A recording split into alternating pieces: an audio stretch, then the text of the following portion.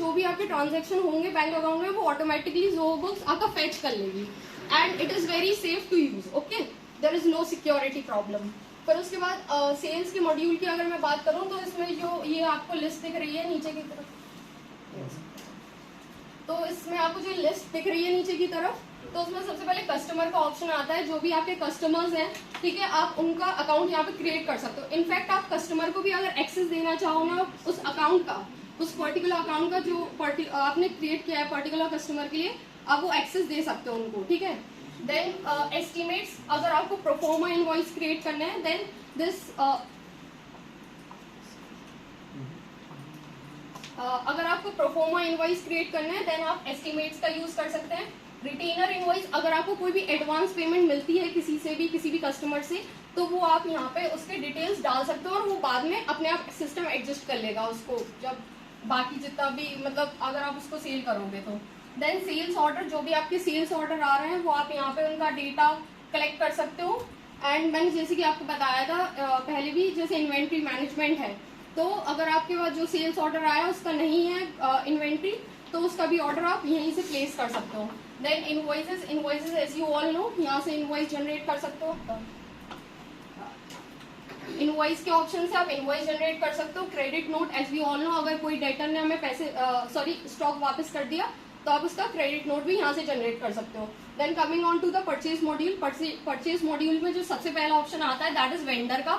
आपका जो भी सप्लायर है आप उसकी डिटेल्स यहाँ पे डाल सकते हो। इनफैक्ट जब आप उसका जीएसटी नंबर डालोगे, अगर वो गलत है, आपने गलती से गलत जीएसटी नंबर डाल दिया है, देन ज़ोहो बुक्स उसको क्या करता है, चेक वेरीफाई करता है पोर्टल से अपने आप, ठीक है। देन जो परचेज में नेक्स्ट अगर मैं ऑप्शन की बात करूँ तो एक्सपेंस का ऑप्शन आता है। आपके जो भी एक्सपेंस है आप वो उनको यहाँ से मैनेज कर सकते हो। देन यहाँ पे एक और ऑप्शन है, अच्छी बात है यहाँ पे एक और ऑप्शन की, दैट इज रिकरिंग एक्सपेंस, कि अगर आपका कोई भी एक्सपेंस जो है वो हर महीने इनकर हो रहा है, तो अगर वो महीने की पहले तारीख को इनकर हो रहा है तो ज़ोहो बुक्स अगर आप उसमें रूल दे दोगे तो वो ऑटोमेटिकली क्या होगा कि महीने की पहली तारीख को उसका बिल जनरेट हो जाएगा, ठीक है। And coming on to time tracking, जैसे कि मैंने पहले स्लाइड में लिखा था प्रोजेक्ट प्लानिंग, तो जो प्रोजेक्ट प्लानिंग का ऑप्शन होता है वो टाइम ट्रैकिंग के अंदर आता है। प्रोजेक्ट प्लानिंग में आप वही कर सकते हो कि कौन सा प्रोजेक्ट कब स्टार्ट हो रहा है, कब खत्म हो रहा है, और उसमें आप कितना पैसा चार्ज कर रहे हो, और उसको आप और डिटेलिंग भी डाल सकते हो उसके अंदर। देन फिर आता है अकाउंटेंट का ऑप्शन। अकाउंटेंट में जो पहला ड्रॉप डाउन का ऑप्शन, मतलब जब आप ड्रॉप डाउन लिस्ट आपकी खुलेगी तो जो पहला ऑप्शन आएगा that will be your and manual journal. आपके जो भी मतलब एंट्रीज बच गए हैं वो यहाँ पे आ सकता है मैनुअल जर्नल में।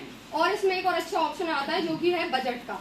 बजट में आप जो भी अपना मतलब प्रिपेयर करना चाहते हो बजट, वो आप यहाँ पे प्रिपेयर कर सकते हो and then you can compare it later, जो भी आपका एक्चुअल हुआ है उससे।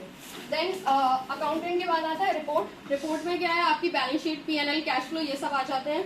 डॉक्यूमेंट्स में मतलब आप जो भी चीजें एक साथ चाहते हो वो आप डॉक्यूमेंट में डाल सकते हो।